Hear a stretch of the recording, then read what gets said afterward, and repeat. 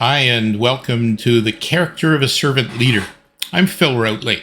In 1 Timothy 3, the Apostle Paul describes the qualifications for Christian leaders. Whoever aspires to be an overseer desires a noble task. Now, the overseer is to be above reproach, faithful to his wife, temperate, self-controlled, respectable, hospitable, able to teach, not given to drunkenness, not violent but gentle, not quarrelsome, not a lover of money. He must manage his own family well and see that his children obey him. He must do so in a manner worthy of full respect. If anyone does not know how to manage his own family, how can he take care of God's church? He must not be a recent convert, or he may become conceited and fall under the same judgment as the devil. He must also have a good reputation with outsiders, so that he will not fall into disgrace and into the devil's trap. From 1 Timothy 3, there is this list of qualifications. When I look at the list, I realize that they are all focused on what people inside the church or the organization think of a particular person. The attributes are those which you would expect to be important to Christians. And when you're looking for people to lead and influence the life of the church, there aren't any surprises there. But what does the community have to say? This last one is about the opinions of those outside of the church. My cousin was in real estate. Rod was my mother's sister Evelyn's son. His dad, Harry Holcrow, was the first person I knew who had been adopted. His birth mother's name was Sinclair. I didn't know a lot about Uncle Harry, except that he was really good at telling stories of questionable veracity. Rod was their son, and as I said, he was in real estate. Rod was older than me, and I didn't really get to know him until we were pastors in Hamilton, Ontario in the late 80s. Rod called me to ask if I would officiate his wedding for him. We spent more time during those few weeks than at any other time in my life. Rod owned a Remax franchise and was very successful. He had nothing to do with the church and wanted nothing to do with it. And one of the reasons he told me that he had turned his back on God was because of the behavior of Christians. He hated dealing with Christian businessmen and women. As he described it, they wanted everything for nothing, were cheap, always trying to take advantage of people, and were all around hypocrites. When it came to churches, he simply refused to do business with them. How sad. Paul says that Christian leaders must, not should, but must, have a good reputation with those outside of the church. I'm afraid Christians often have much higher standards for others than they do for themselves. One rule for me, another for thee.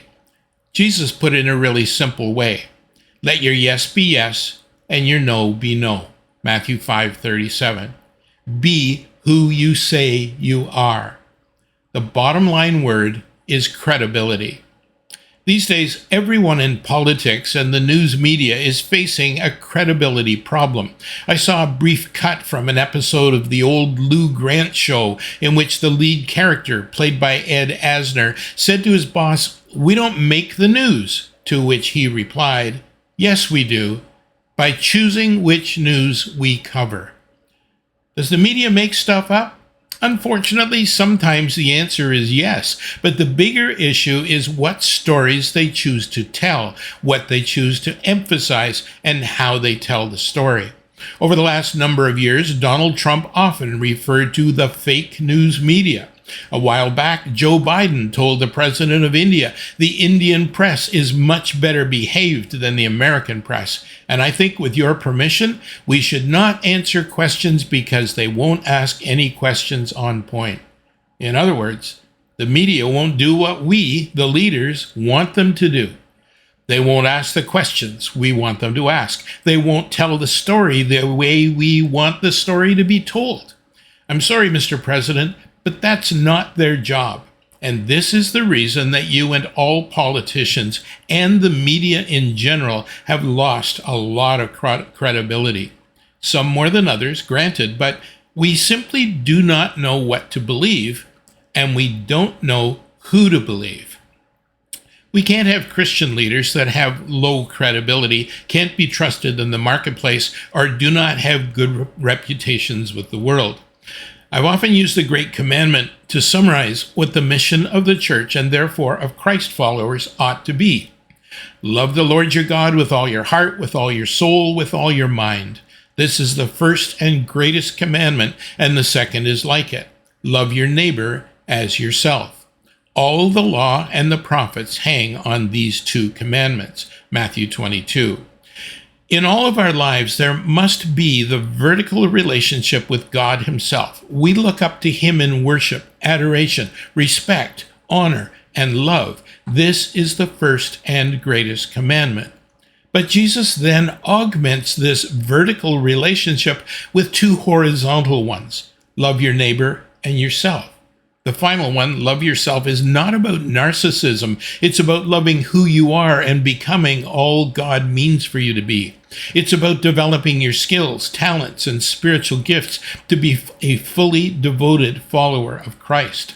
The middle one, loving your neighbor, is demonstrated with two arms reaching out, one in relationship with the church, the body of Christ, and the other in a relationship with the world, where we work, live, and serve the vast majority of the time. It's where Christian character is lived out.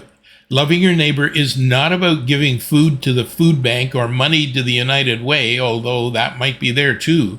Loving your neighbor is about being genuine, real, and consistent. Loving your neighbor is how you gain a good reputation with outsiders, and it's one of the ways that anyone can fail. Now, we're all aware of people who have good reputations and have used those good reputations to take advantage of those they know. The news has been filled with people who've been ripped off by investors that they trusted. Bernie Madoff, the Lehman Brothers, the original Charles Ponzi, and more recently, Sam Bankman-Fried come to mind. People don't invest their hard-earned money with people they don't trust. But these people, and many others, have broken that trust. I also know that people who are in business often make mistakes. After all, they are people. They'll make promises they're not able to keep. But there's a difference between making a promise that it turns out you can't keep and making a promise that you know you can't keep. Sometimes, being fair with your customers and clients can be very difficult. Everything goes in cycles. There are times when the home improvement and construction industries find it impossible to meet deadlines.